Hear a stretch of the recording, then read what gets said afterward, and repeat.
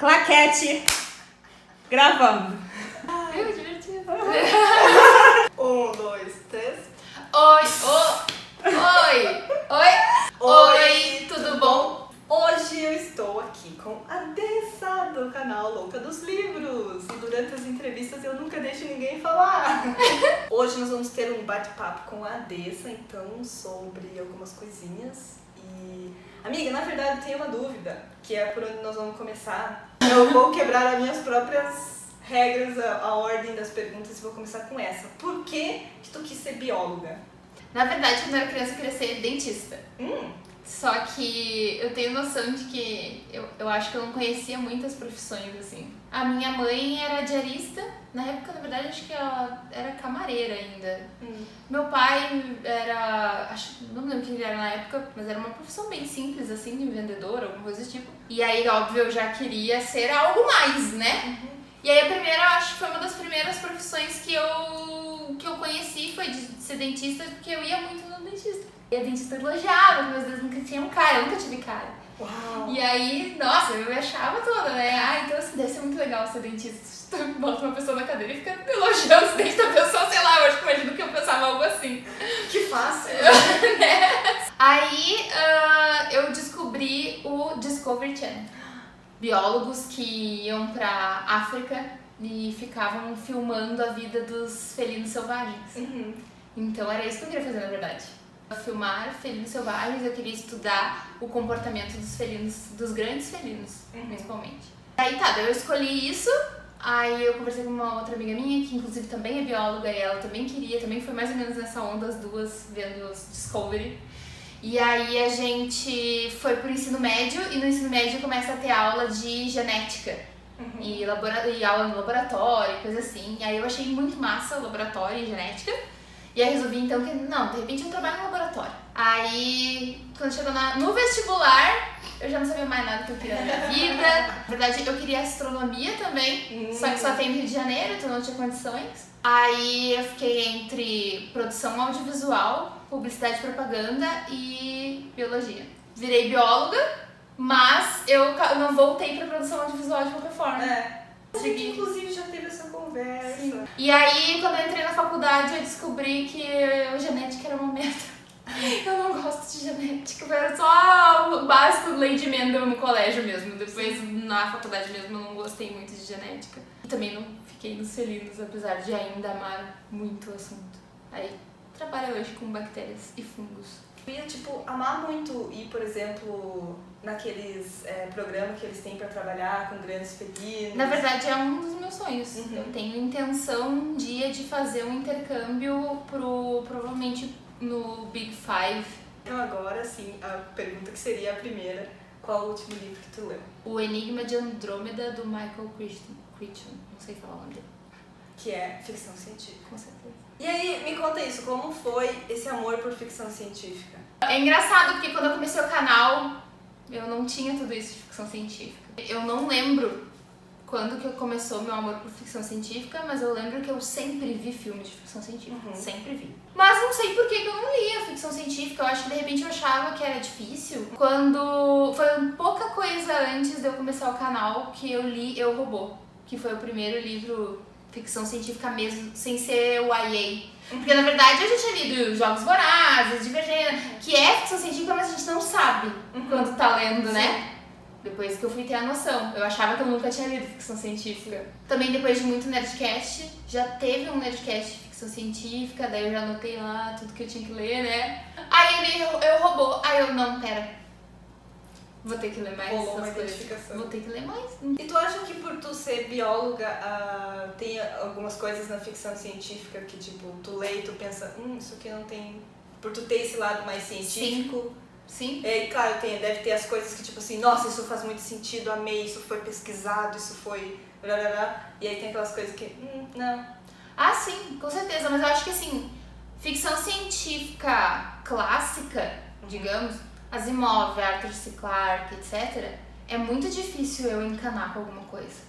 Eu acho que eles não eram formados em algo científico assim, mas tu vê que eles são estudados de qualquer forma, né? Então não bota qualquer coisa ali. Sim. É muito mais fácil eu achar isso num IA, por exemplo. Nada contra, pelo amor de Deus, eu leio pra caralho, né? Não tô aqui pra fazer essa polêmica agora, mas é que realmente, porque um dos exemplos que eu me lembro que eu mais fiquei mordida e eu nem li a ficção científica ainda foi Convergente, que é o último da série Divergente.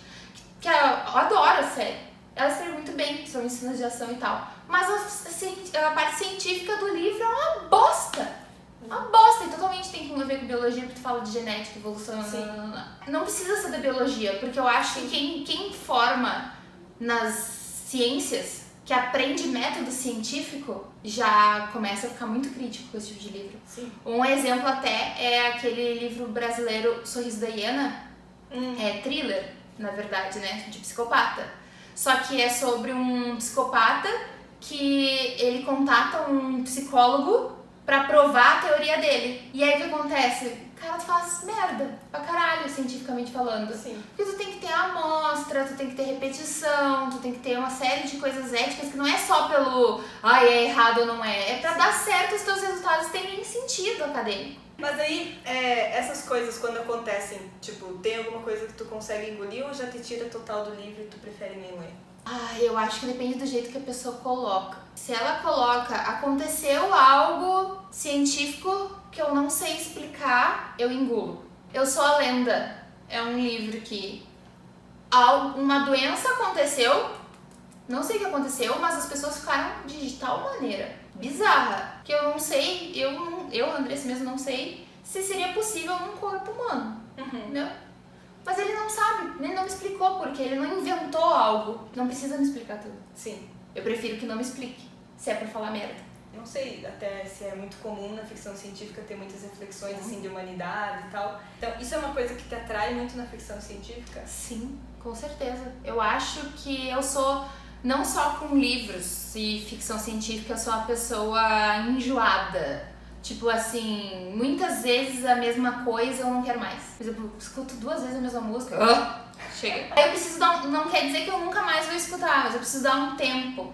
E aí voltar, sabe? Então eu acho que os livros de ficção científica, pelo menos, não sei se é porque eu tô no início da leitura, eu apesar de ter bastante livro de ficção científica, eu acredito que eu tô no início, tem muita coisa ainda pra eu ler, né? E principalmente muita coisa clássica. Porque daí é dali que vieram as novas, né? Então ainda tem muita coisa pra explorar, eu acho. Então tem muita novidade pra mim ainda, sabe? E isso me atrai. Porque daí acho que terror é uma coisa que me irrita muito. Eu amo terror, mas eu tenho a impressão que a gente tá numa bolha.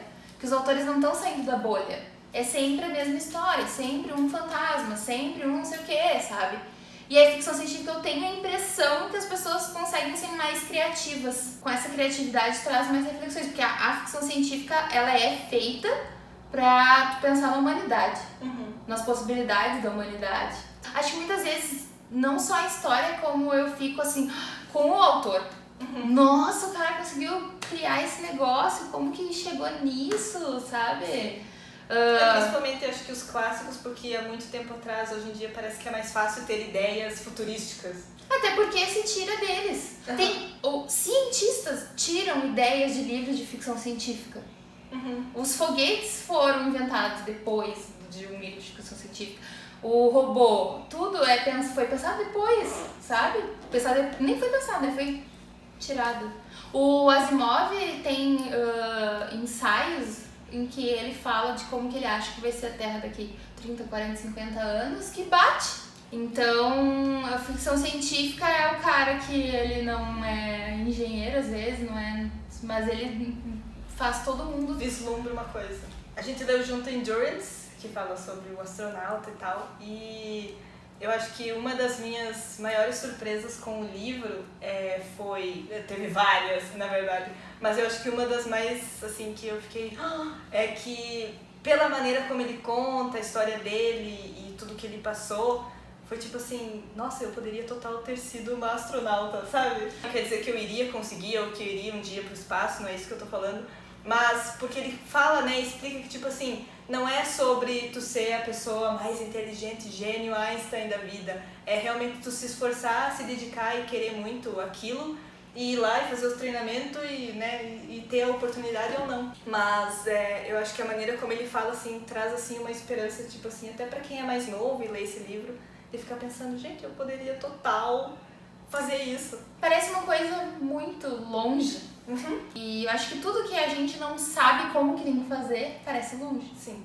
E aí eu acho que ele mostra que não é isso, se a gente for de pouquinho, Sim. né, a gente pode chegar lá. Mas é que falta muita informação às vezes. Sim. Não é a falta de informação, né? Porque informação tá aí, né? É o jeito que tu absorve, o jeito que tu pesquisa. Por ser uma profissão que não é tão popular no Brasil ainda. Mas nós temos astronautas, né? Sim, mas eu digo que, tipo assim, a gente não tem, assim, eles não aparecem na TV com frequência, a gente não faz assim como nos Estados Unidos. Eu sinto que às vezes, por exemplo, eles fazem assim, meu Deus, o astronauta! E às vezes a nossa comunidade científica como um todo, até não só astronautas, não são vistos dessa maneira pela TV ou entrevistados dessa maneira. E daí fica aquela coisa assim, dá pra fazer isso, mas eu nem sei, nem... A gente perguntou assim, coisas que me deixaram uau em livros de ficção científica. Esse livro me deixou muito mais uau do que muitos outros de ficção científica. Porque é real e coisas que tu, como a gente falou antes, parece que tão longe, parece que a gente endeusa, né, de certa forma. Para finalizar, nós finalizamos com uma mensagem. Tu tem alguma mensagem que tu gostaria de deixar? Eu acho que até a nossa conversa já levou a mensagem, porque é isso da gente achar que tá tudo longe da gente, que nunca vai conseguir, que não tem como, e então tentar pensar nas coisas em pequenos passos, não deixar de visualizar o futuro, né? Mas uma coisa de cada vez, todo mundo chega lá no fim. Muito obrigado, Dessa. Obrigada, Mar. Eu espero que tu tenha gostado. Eu gostei muito. Então tá, gente, eu espero que vocês tenham gostado. Não se esqueçam de conferir o canal da Dessa, que eu vou deixar o link no box de descrição. E de curtir esse vídeo, de se inscrever aqui no Xícara Quente, caso vocês ainda não sejam inscritos. E eu vejo vocês em um próximo vídeo. Tchau!